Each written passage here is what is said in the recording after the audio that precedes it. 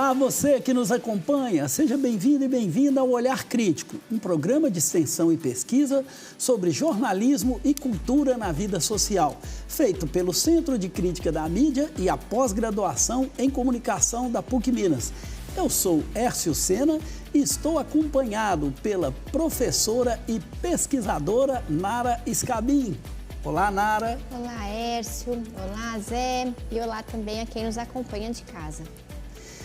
E como é de praxe, eu também estou acompanhado pelo professor e pesquisador José Milton Santos. Olá, Zé. Olá, Hércio. Olá, Nara.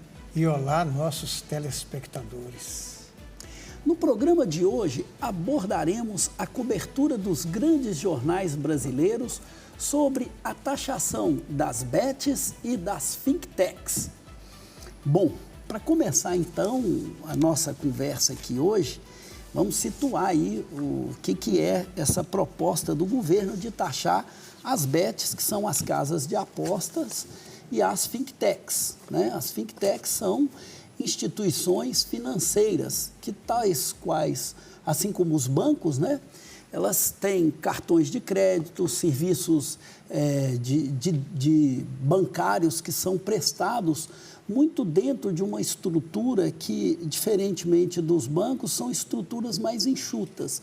Geralmente, as fintechs elas funcionam à base de agências digitais, com muito pouco custos, poucos funcionários, né? Então, nessa redução de custos, elas têm operado com muita desenvoltura na economia brasileira e têm, inclusive, tomado lugares dos bancos brasileiros, né? Tem uma tensão aí entre os bancos e as fintechs, né? E o que a gente vai falar hoje é dessa proposta do governo de taxar as fintechs. No dia 8 do mês de outubro, a Câmara retirou a pauta da medida provisória que o governo havia mandado para o Congresso, né? A medida provisória 1303 de 2025, e essa medida provisória ela perdeu a validade, porque houve um requerimento que pediu a retirada dessa medida provisória, e esse requerimento teve uma votação de 251 votos a favor da retirada e 193 votos contrários. Essa medida provisória ela era considerada essencial para viabilizar o equilíbrio fiscal do governo no ano de 2026. O governo segue comprometido com o superávit primário no ano de 2023, ou seja, 26, né? Não arrecadar, não gastar mais do que arrecada. E com essa derrota que o governo teve, o governo insiste, então, em taxar as bets e as fintechs, né?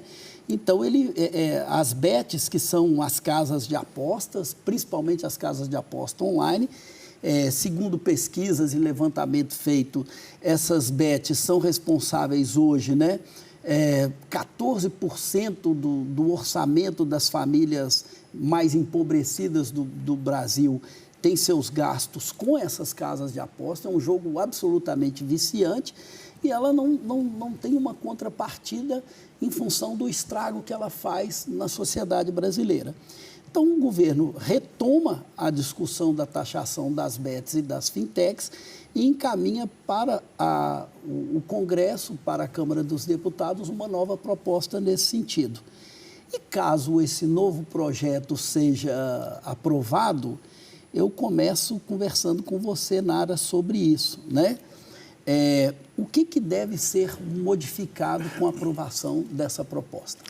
Bom, você já contextualizou muito bem, né, Hércio, aí essa proposta do governo de taxar bets, fintechs e também, né, só para complementar, a proposta de taxar também os juros sobre capital próprio, né, que são também uma forma de distribuir lucros para acionistas, né, de empresas. Então, existe aí essa proposta de equilibrar as contas ampliando a arrecadação. Tem também uma proposta em paralelo que o governo já destacou, né, de reduzir despesas, de fazer cortes aí de despesas por meio de um jabuti né, de uma inserção ali no PL, que tem sido chamado de PL do metanol, né, quer dizer, a proposta de lei, o projeto de lei para tornar crime hediondo a falsificação de bebidas. Então, deve entrar também, né, em pauta aí, a possibilidade de reduzir despesas do governo, principalmente né, em programas no cadastro, por meio de revisões nos cadastros de programas sociais, né, a inserção do pé de meia no piso constitucional da educação. Então, tem também essa outra dimensão aí, né? Em relação especificamente à taxação das bets, né? Se a proposta for aprovada, ela deve ampliar de 12% para 24%, né, a taxação das bets e também alterar a distribuição dos recursos, né? Então, 76% ficariam com o operador das apostas para cobrir os custos e a manutenção, 12% iriam para a Seguridade Social, essa ideia da contrapartida pelo estrago que as bets fazem, né? Então, operações principalmente na área da saúde, e 12% continuariam com a divisão como é hoje, né, para segurança pública, assistência social, esporte e cultura. Então, seria um aumento expressivo, inclusive maior do que aquele previsto na MP, na medida provisória 1303, né, que propunha aumentar de 12% para 18% e não para 24% a taxação sobre as bets. No caso da taxação das fintechs, acho que vale a pena também sublinhar, né, Hércio, primeiro que isso já estava em jogo na medida provisória 1303. O governo retoma, né, a perspectiva é de retomar isso agora. Então, na medida provisória 1303, a gente tinha ali a previsão de uma elevação de 9% para 15% e de 15% para 20%, dependendo aí, né, do tamanho e do perfil das fintechs, né? Então, um aumento de 9% para 15%, 15% para 20%, da alíquota sobre, né, o que se chama de contribuição social sobre lucro líquido, né, lucros líquidos, que é uma alíquota cobrada das instituições financeiras não bancárias. Os bancos tradicionais também pagam, né, uma alíquota de 20%. Então, a ideia seria, segundo o presidente Lula, corrigir uma distorção fiscal que existiria aí nessa desigualdade da alíquota paga entre as fintechs e os bancos tradicionais, o que, como você bem apontou, é também uma demanda da FEBRABAN.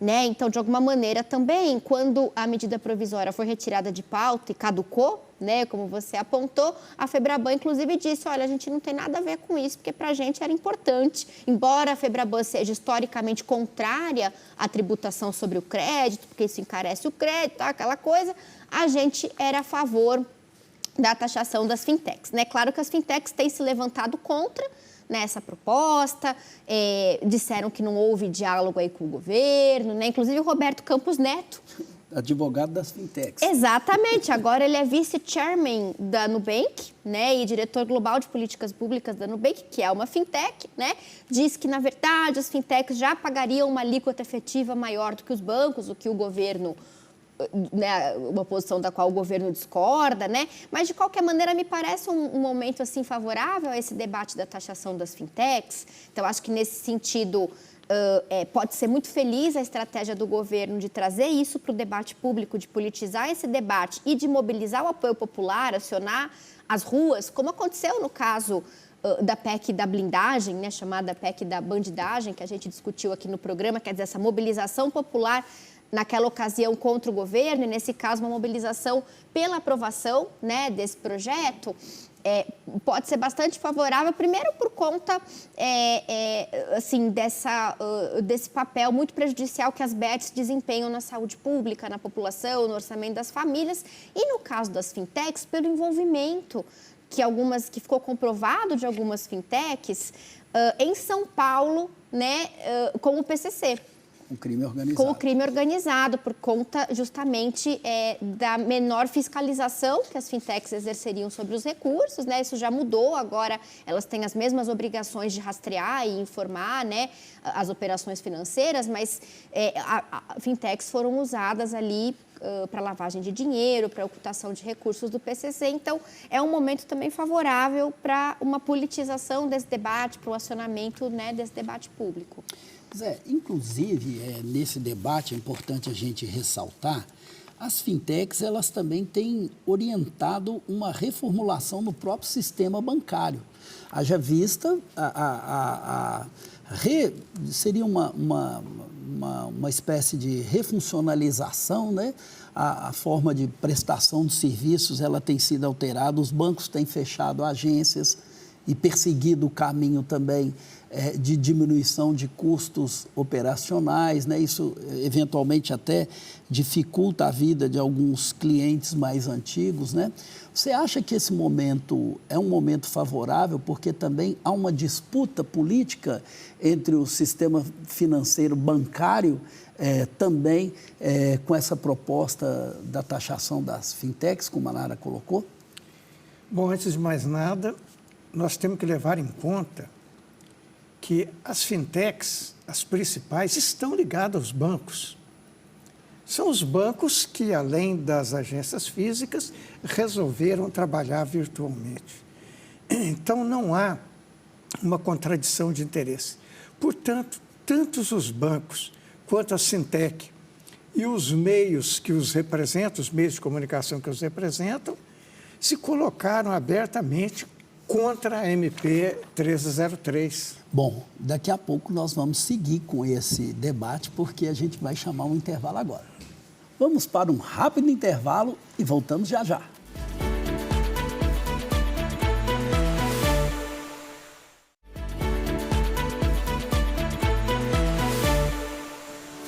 O Olhar Crítico está de volta com os professores José Milton Santos e Nara Scabin. Bom, agora nós temos uma pergunta para você, Nara, mas ela foi feita pelo estudante João Antônio Cunha, do 8º período de jornalismo. Olá, meu nome é João Antônio Cunha e eu sou aluno do 8º período do curso de jornalismo da PUC Minas do Coração Eucarístico. A minha pergunta vai para a professora Nara. Nara, na sua visão, como está sendo a cobertura da mídia hegemônica sobre essa questão da taxação das fintechs e das empresas de aposta online? Queria saber também se essa cobertura, na sua perspectiva, está sendo feita de uma maneira reflexiva, objetiva, pela mídia tradicional, ou se, mais uma vez, elas se alinharam aos interesses mercadológicos e isso incide, né, na produção jornalística feita por elas. Obrigada, João, pela sua pergunta, muito boa, né, muito pertinente, e você já levanta aí uma hipótese, né, que é muito plausível e que de fato se confirma, né, quando a gente observa a cobertura. Então, viu, João, estou aqui com alguns pontos, né, que a gente levantou na nossa pesquisa sobre o tema, cobertura jornalística. Então, primeira coisa é que, de fato, né, essa cobertura da imprensa comercial hegemônica sobre o tema tem um poder, um poder muito baixo explicativo, uma capacidade interpretativa muito limitada, né, uma capacidade muito pequena de reflexão crítica, né? Então, é uma cobertura mais factual, né? E muito, esse é um segundo ponto importante, muito calcada, como você chamou, né, de interesses comerciais, que são, na prática, os interesses do mercado financeiro, do setor bancário, das fintechs, né?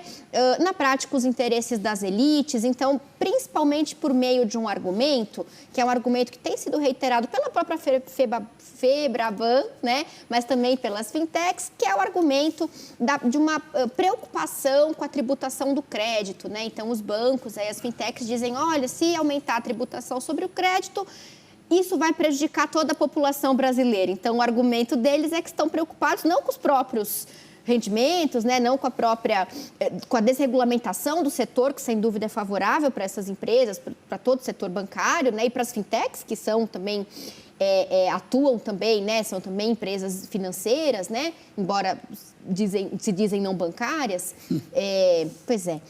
Mas o argumento é que, olha, vai ser ruim para a população brasileira e a imprensa comercial repercute muito amplamente essa posição.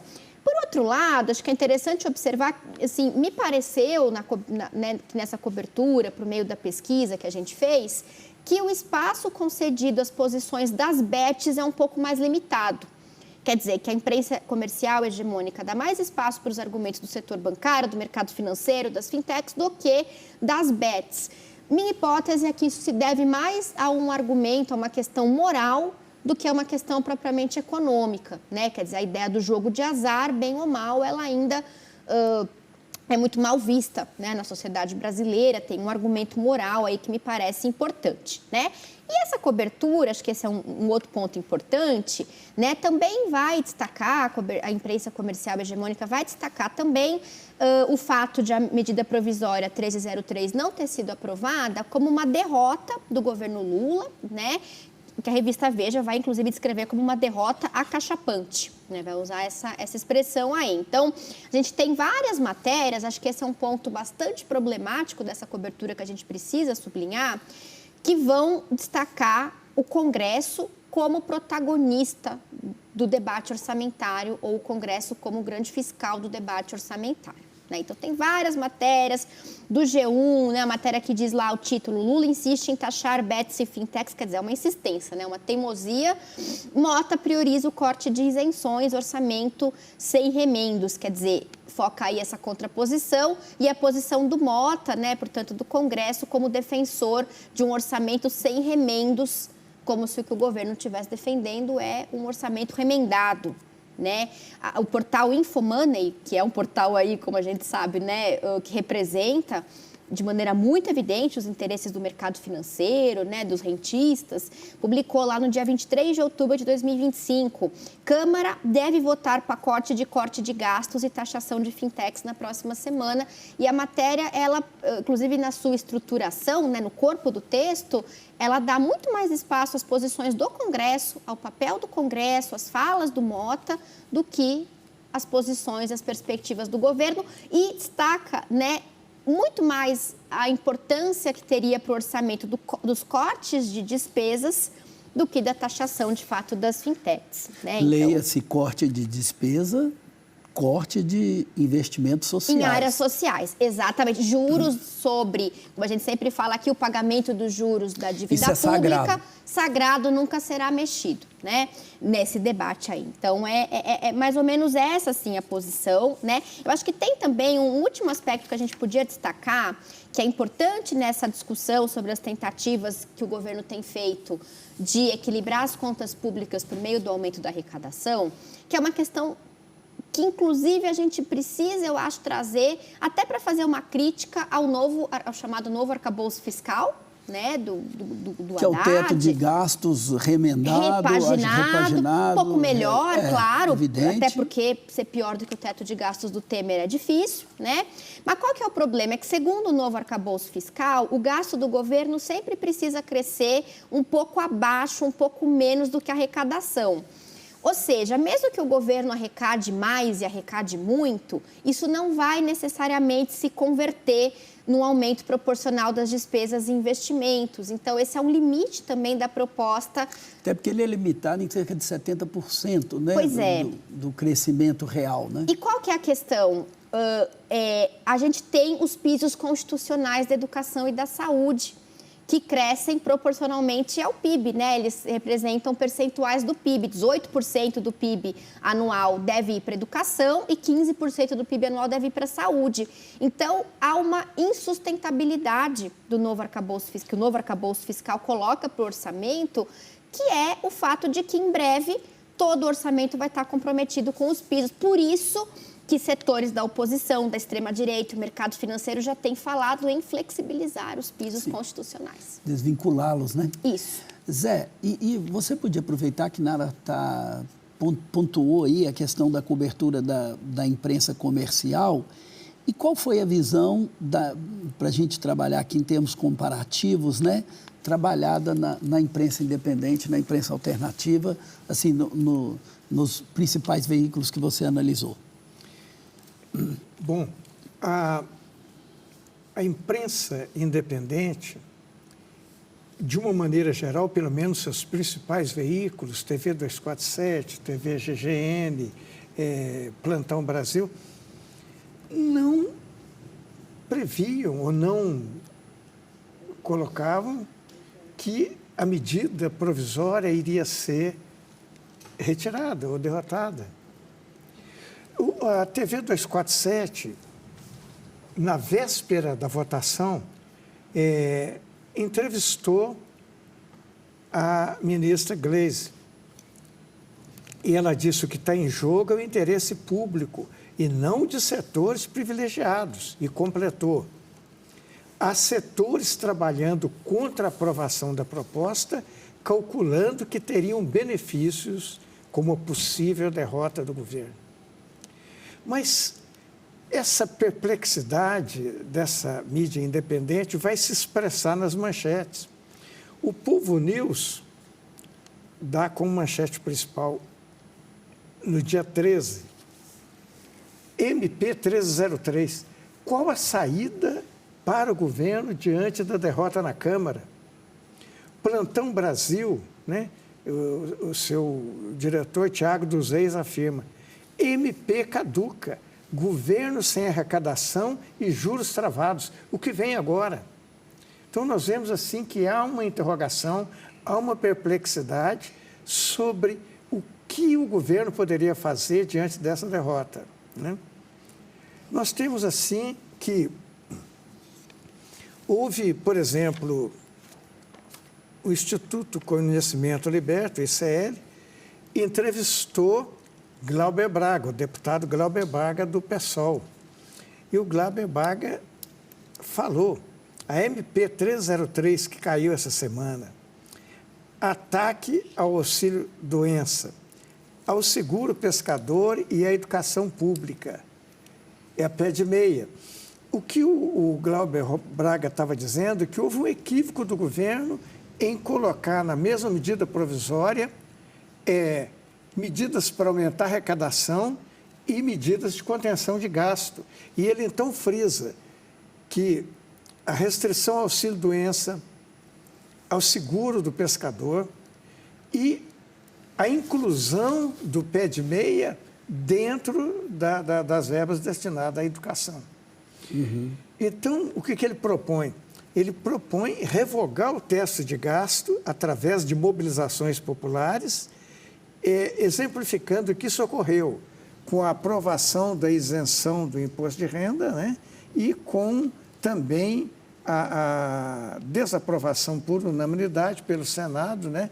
Daquela medida que já tinha sido fruto de uma grande mobilização popular e que era exatamente a gente diria, né, uma autoproteção dos parlamentares para não serem investigados, principalmente com relação às emendas compulsórias. Uhum. Então, nesse debate aí, só para fechar isso aqui, Nara, a discussão, então, da Câmara como um agente fiscalizador dos gastos não cola, embora a mídia comercial trabalhe essa perspectiva, é exatamente o sentido contrário que tem que ser. A proposição do ministro Flávio Dino, inclusive, é de fazer uma mudança para que os gastos da Câmara, que são gastos do orçamento federal, devem ser rastreados, né? Porque não há nenhuma, digamos assim, nenhuma transparência nesse gasto da Câmara. Então, esse papel de fiscal fica meio contraditório, não? Com toda certeza, Hércio. E, na verdade, o que a gente tem por meio das emendas parlamentares já é o Congresso controlando uma grande parte do orçamento público. Sim. Né? Uma parte do orçamento público que, obviamente, os parlamentares não querem que seja mexida, que seja cortada, né? Então, de fato, o Congresso não é esse fiscal, não é alguém que está preocupado, de fato, com o orçamento público, mas ele tenta se colocar dessa maneira para fazer os seus interesses políticos ali valerem e a imprensa comercial endossa, né, essa posição. Daqui a pouco a gente vai seguir com esse debate. O segundo bloco fica por aqui. Não saia daí que voltamos daqui a pouco.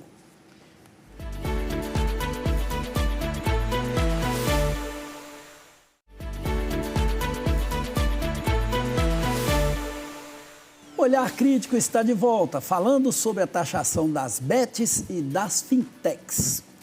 Zé, a gente tem agora uma pergunta, na realidade a pergunta é para vocês dois, mas a gente vai começar pelo Zé, do aluno Felipe Soares, aluno do mestrado em Comunicação Social da PUC Minas. Vamos ver? E aí, pessoal do Olhar Crítico, tudo bem? Então, a minha pergunta ela vai no sentido de que algumas fintechs, né, e casas de aposta patrocinam empresas de mídia. Eu queria saber até que ponto, né, essa relação assim, entre os patrocinadores e as empresas de mídia, né, por exemplo, o Grupo Globo, que tem associação ali com a MGM, com a PicPay, a Stone, a Betano, até que ponto esse tipo de patrocínio, né, influencia, por exemplo, numa cobertura mais crítica da taxação das bets e das fintechs, pensando também nessa questão da disputa, né, entre a presidência e o Congresso Nacional. Zé? Felipe, você levanta uma questão fundamental. Na verdade, você não só levanta a questão, você já deu a resposta na própria pergunta. Eu, particularmente, não tenho acompanhado a grande mídia com relação a essa questão específica. Mas você pergunta também, né, a relação entre patrocinadores e empresas de mídia. Há um ditado popular que diz que quem paga a conta escolhe o prato, né? Então, ou quem paga a banda escolhe a música. Não é a mesma nós coisa. temos o seguinte, no caso dos grandes meios de comunicação, boa parte deles já são controlados pelo capital bancário. Por exemplo, o Estado de São Paulo, Exame, Veja, e a Folha de São Paulo é também um banco. Eu não sei se é mais banco ou mais jornal, mas também é um banco. Então, nesse sentido, a gente pode dizer o seguinte, os patrocinadores têm realmente, e não é de hoje, têm realmente um controle sobre o conteúdo. Nesse caso particular, eu não realizei nenhuma pesquisa e nem acompanhei, mas eu pressuponho que aquilo que você, de certa forma, insinua na pergunta é a própria resposta. Bom, Nara, então, essa questão das instituições financeiras controlando também a comunicação ou fazendo parte desse debate público é uma forma dos negócios dela, como a gente tem sempre debatido aqui, está nesse processo. E o que você comentaria a partir da sua análise dessa imprensa comercial, a partir das questões que o Felipe levanta? Você percebe aí também essa interferência? Com certeza, né? Queria, inclusive, parabenizar, viu, Felipe? Muito boa a sua questão, né? Concordo com o Zé, né? Eu acho que é isso mesmo. Quando a gente faz a análise da cobertura, fica muito evidente essa influência, né? Essa ingerência, esse acesso constante às fontes do mercado financeiro, entrevistados do mercado financeiro que são chamados para dar opinião, né? Então, no máximo você tem ali essa coisa que a imprensa comercial hegemônica valoriza, quer dizer, a gente dá espaço para os dois lados, mas sempre são dois lados que, na verdade, são o mesmo lado. É um operador que é favorável a que não haja taxação nenhuma e outro que é favorável que haja 1/10 da taxação que o governo está propondo, e um outro que fala que o governo dialogou mais, o outro que fala que dialogou menos. Não tem, de fato, uma contraposição. Isso se deve, em grande medida, ao que o professor Manuel Carlos Chaparro, né, chama de um acesso excessivo das fontes organizadas à imprensa. Então, uma pesquisa que o Chaparro fez já tem alguns anos, mas continua válida, né, ele verificou que cerca de 90% das notícias da imprensa, ele está olhando para essa imprensa comercial hegemônica, eram notícias que não nasciam espontaneamente das redações. Eram notícias que ou nasciam já de assessorias de imprensa, de empresas, de órgãos que tentavam influenciar a agenda jornalística, ou que até podiam nascer na imprensa, mas eram inteiramente formatadas conforme os interesses dessas fontes organizadas. Então, tem uma lógica, uma dimensão procedimental aí, que eu acho que é um modus operandi. Não é que essa assim, é uma coisa abstrata, que as instituições financeiras pagam a conta e aí, simplesmente, de maneira automática, elas influenciam na pauta jornalística. Elas têm assessorias de imprensa, elas enviam releases, elas colocam as suas fontes à disposição. Então, num jornalismo que também é cada vez mais precarizado, fica mais fácil. É um caminho mais curto, né? Consultar aquela fonte que o banco, que a fintech já te colocou à disposição, usar aquele release, republicar um conteúdo, né? Então, isso se torna claro, isso está em concordância com uma questão ideológica também da grande mídia. Por isso que cola, por isso que as chefias das redações também concordam que a coisa funcione assim. Então, é uma dimensão ideológica articulada a uma dimensão procedimental da rotina de produção jornalística. Sim, e em termos desse debate, né, aproveitando a discussão que você levanta, como é que aparece, então, o debate específico sobre justiça tributária nessa cobertura? Porque essa é a grande questão, essa é o grande trunfo que o governo tem, é o grande trunfo que ele mobilizou na aprovação da isenção do imposto de renda até R$5.000.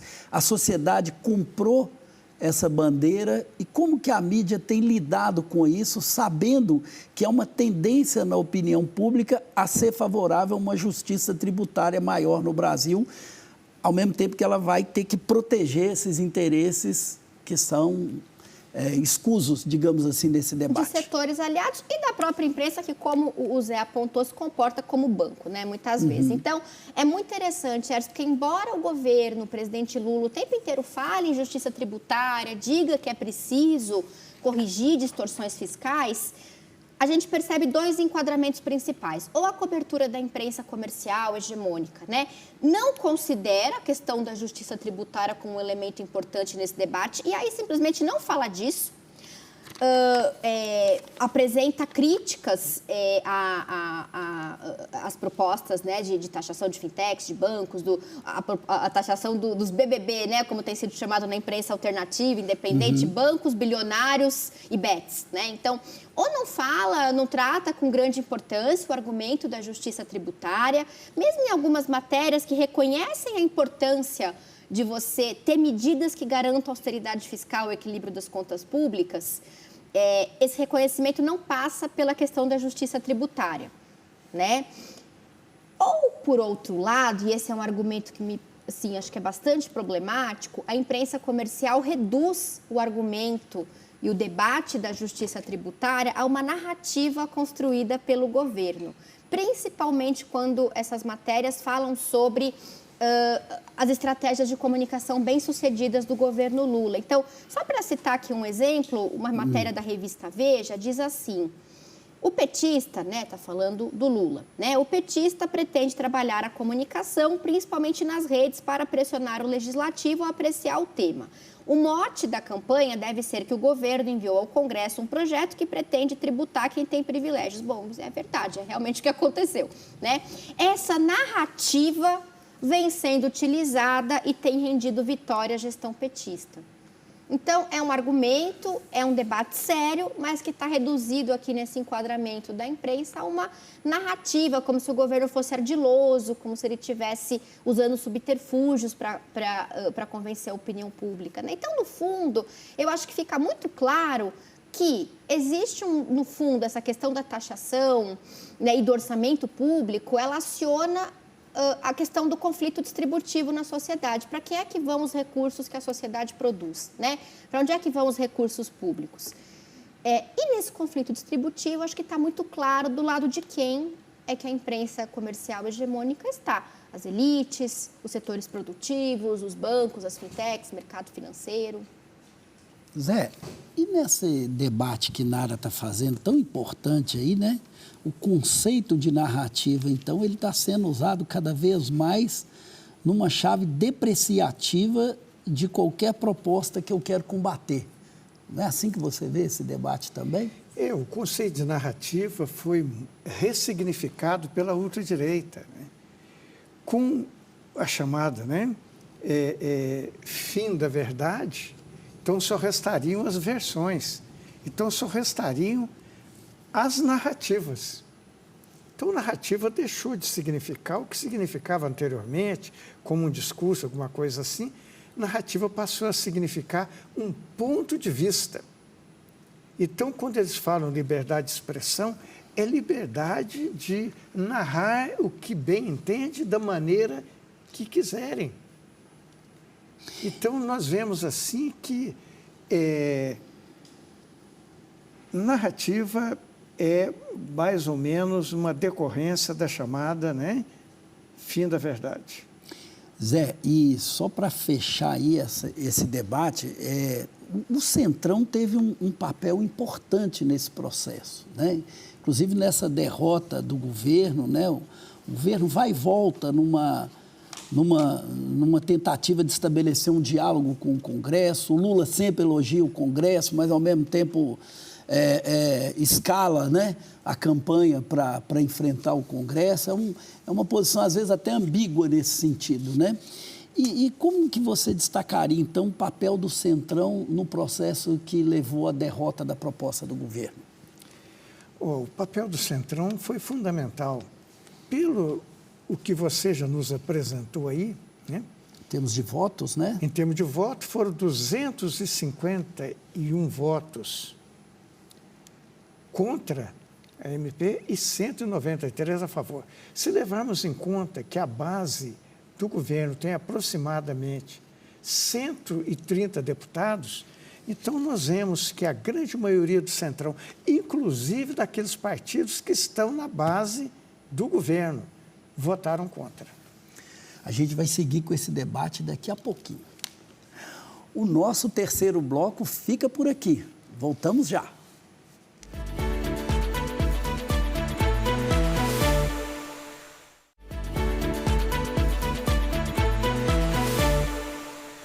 O Olhar Crítico está de volta.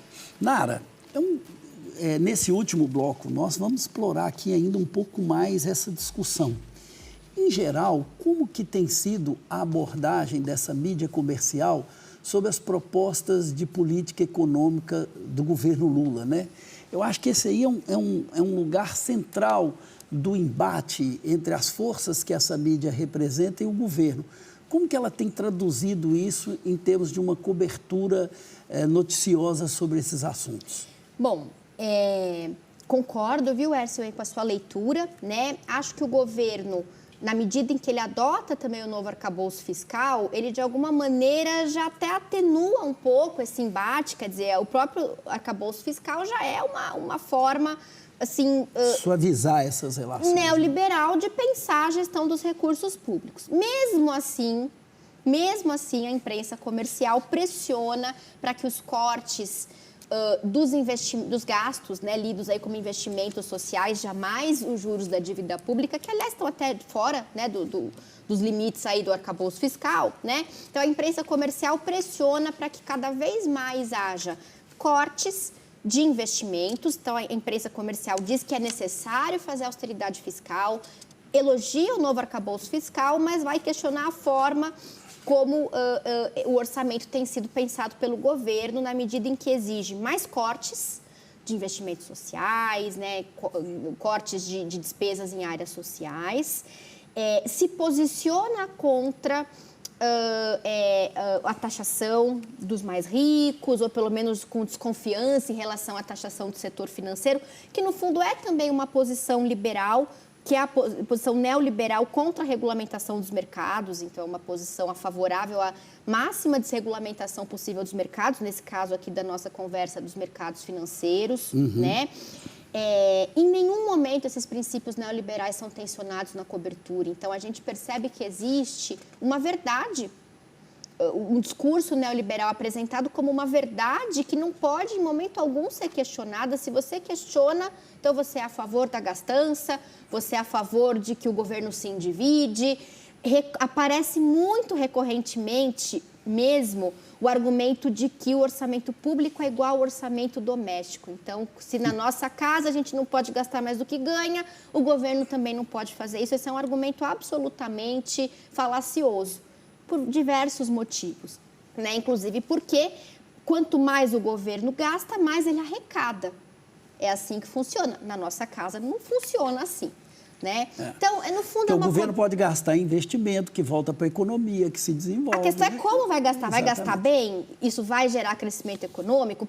É só a gente olhar para os países centrais do capitalismo, para as economias centrais do capitalismo, para a China, que passou para a segunda maior economia do mundo em 20 anos, e olhar os gastos públicos que esses países fazem, que são muito altos, inclusive o endividamento público, né? Não é uma casa né, a dívida pública do Brasil é na moeda brasileira, é real, o Brasil emite a própria moeda, tem soberania monetária, a dívida pública não vai ser um problema se o gasto for bem feito.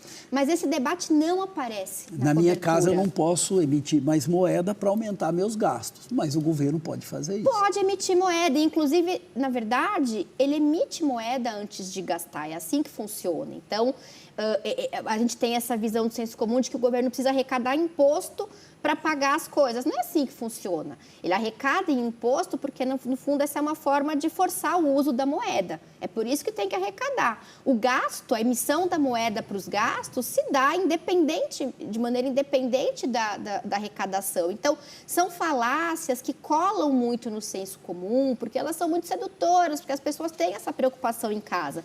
Mas não é assim que chama atenção funciona. para um argumento moral, né? Eu só posso gastar aquilo que eu tenho. Nesse sentido, eu sou mais responsável. Então... Isso, você não pode se endividar, você não pode ser uma pessoa que não tem responsabilidade com as contas. É um argumento moral, no fundo, é isso mesmo.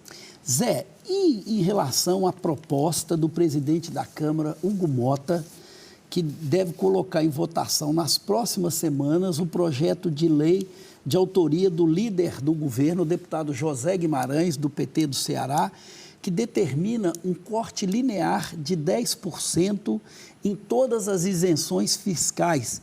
E esse corte deve aumentar a arrecadação do Executivo em cerca de 20 bilhões em 2026. Como foi que a mídia independente recebeu essa proposta? Bom, essa proposta teve um amplo apoio da mídia independente, que, inclusive, está chamando essas isenções fiscais de Bolsa Milionário. E já parece que há uma convergência, né? Até mesmo para evitar que aumente aqueles impostos sobre os BBBs, né? Os bancos, as bets. Então, é o seguinte, o Rogério Correia, deputado do PT de Minas, chegou a dizer: cumprimento o deputado Hugo Mota pela disposição em colocar na pauta o projeto que corta parte da Bolsa Milionário, pacote de isenções fiscais que já ultrapassa 500 bilhões de reais ao ano. Então, por isso que os 10% significaria 20 bilhões. Então, é importante a gente ver que há uma certa convergência entre os deputados do chamado Centrão para apoiar essa proposta, inclusive tendo à frente o próprio presidente da Câmara, que já disse que vai colocar brevemente em votação. Então, eu acho que isso é uma forma de não aumentar os impostos e taxações como estavam previstas na medida provisória 1303. Ou seja, para fechar esse assunto aqui, sem essa condição que está dada pelo próprio novo arcabouço fiscal, essas contas não fecham. Então, o governo segue equilibrando-se aí nessa linha tênue entre a chantagem do setor financeiro, do Congresso, né? Mas também o seu limite em conseguir estabelecer uma política diferente desse novo arcabouço fiscal, que parece que uma camisa de força que vai ser levada até o fim desse governo e, quem sabe, também ser digamos assim, um parâmetro para os novos governantes que vierem, né, a disputar aí a eleição de 2026, não é isso? Exatamente. Lembrando que a própria existência do novo arcabouço fiscal já atende aos interesses das elites dos setores produtivos do mercado financeiro. Então, a pressão vem de todos os lados. A pressão vem para que exista um novo arcabouço fiscal, que o governo crie esse novo arcabouço fiscal, criou. Mas a pressão continua para que o orçamento seja pensado, já que existe um novo arcabouço fiscal, da maneira que prejudique o mínimo possível esses setores, ou pelo menos que não mantenham seus privilégios, né? Essa que é a questão. Então, a gente vê, no fundo, que quem controla o orçamento público no Brasil é o mercado financeiro, são os bancos, são as elites, né? Bom, Seguramente a gente vai voltar nesse tema aqui, mas agora a gente vai para o momento da nossa dica cultural.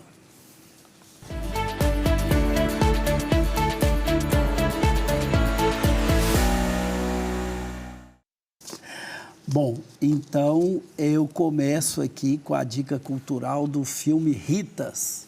É um filme de 2025, direção de Osvaldo Santana e Karen Harley, né?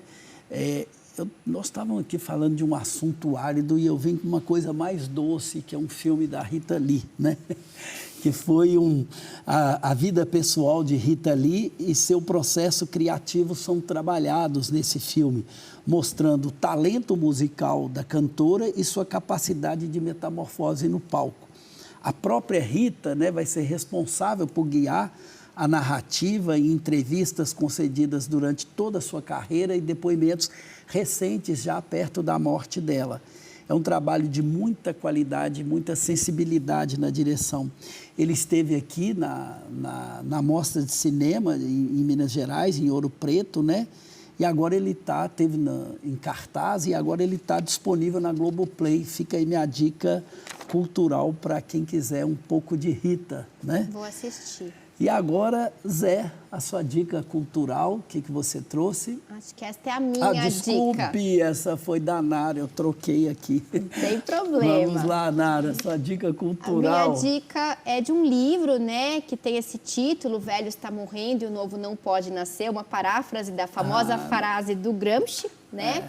O livro é da Nancy Fraser, uma importante teórica marxista e feminista, né? Esse livro publicado em 2020 pela editora Autonomia Literária. E é um livro no qual a Nancy Fraser faz um debate que, para mim, assim, me parece um debate fundamental, né? Para a gente pensar, no fundo, o nosso futuro sobre a Terra, que é o debate sobre a crise do capitalismo neoliberal, né, que tem se mostrado aí nos últimos anos insustentável do ponto de vista econômico, do ponto de vista social, do ponto de vista ecológico, né? E a autora vai discutir, então, o que virá no lugar, né, desse capitalismo neoliberal que está em ruínas, né? De alguma maneira, a democracia liberal burguesa, até o final do século XX, conseguiu se sustentar porque, bem ou mal, ela conseguia ali garantir minimamente alguns direitos, algumas demandas, tanto de reconhecimento quanto de demandas distributivas, né? Então, havia um pouco a crença de que era possível haver, minimamente, um mundo civilizado no capitalismo com a garantia da democracia liberal. E o neoliberalismo mostra que não existe possibilidade de vida digna, né? E que a democracia liberal burguesa não vai garantir essa vida digna no capitalismo. Então, a autora vai discutir o que pode vir no lugar, né? Já que a gente ainda não tem assim, caminhos muito traçados. Né? Ela fala do papel da extrema-direita, né? Como a ascensão do Trump e do Bolsonaro terminaram por fazer ruir essa crença, né? na democracia liberal burguesa, e vai dizer que a gente tem, no fundo, duas propostas, né? De solução aí à mesa. O populismo para 1% da população, que é o populismo da extrema-direita, que atende a 1% da população mundial, e o que seria uma proposta à esquerda, ou propostas à esquerda que devem atender 99% da população, e ela faz a aposta nesses caminhos. Bacana, vamos ver, vou conhecer, vou ler esse livro também, gostei da indicação. Zé, agora sim, a bola está com você. Bom, o livro que eu indico é Os 100 Anos de Solidão, do escritor colombiano Gabriel García Márquez. Esse livro foi considerado a segunda obra mais importante da literatura hispanofônica, atrás apenas do Don Quixote de la Mancha. Há 5 anos já havia vendido 50 milhões de exemplares e traduzido para 46 idiomas. O livro retrata uma comunidade, Macondo, no interior lá da Colômbia, e tem como pano de fundo, quer dizer, o romance ele é do chamado realismo mágico, mas tem como pano de fundo o romance histórico. Então, os grandes conflitos entre os partidos da elite, o Partido Liberal e Conservador, atravessam a narrativa mágica nessa pequena comunidade, onde uma personagem, Úrsula, ela vive mais de 100 anos e ela é o fio condutor de toda a narrativa de 4 gerações da família Buendia. Meu livro preferido, viu, Zé? Ah, pois é. E eu tenho uma coisa ruim para falar desse, não do livro, mas é que esse livro está entre a lista dos livros proibidos nos Estados Unidos. Isso conta a favor do livro. A favor do livro. Pelas medidas tomadas pelo presidente Donald Trump, que apesar de toda essa aproximação aí com o Brasil, não se trata de uma coisa muito boa o que está acontecendo com a cultura, com a arte e com o pensamento nos Estados Unidos. Mas esse debate vai ficar para um outro momento, porque o nosso programa se encerra por aqui. E eu quero te agradecer muito, Zé, pela sua participação, pelas suas indicações, enfim, né? Por sempre abrilhantar essa mesa com sua presença e com suas belas contribuições. Eu é que agradeço mais uma vez a sua participação, Hércio, e a sua participação, Nara, nessa nossa bancada. E agradeço especialmente aos nossos telespectadores que nos têm prestigiado. Nara, muito obrigado mais uma vez pela sua presença, pelo nosso trabalho coletivo, né, de trazer essa informação e a crítica do jornalismo e da cultura brasileira sempre presente aqui no nosso programa. Mais uma vez, muito obrigado. Eu que agradeço, Hércio, Zé, pela oportunidade de dividir esse espaço com vocês, aprender com vocês, e agradeço também aos nossos espectadores.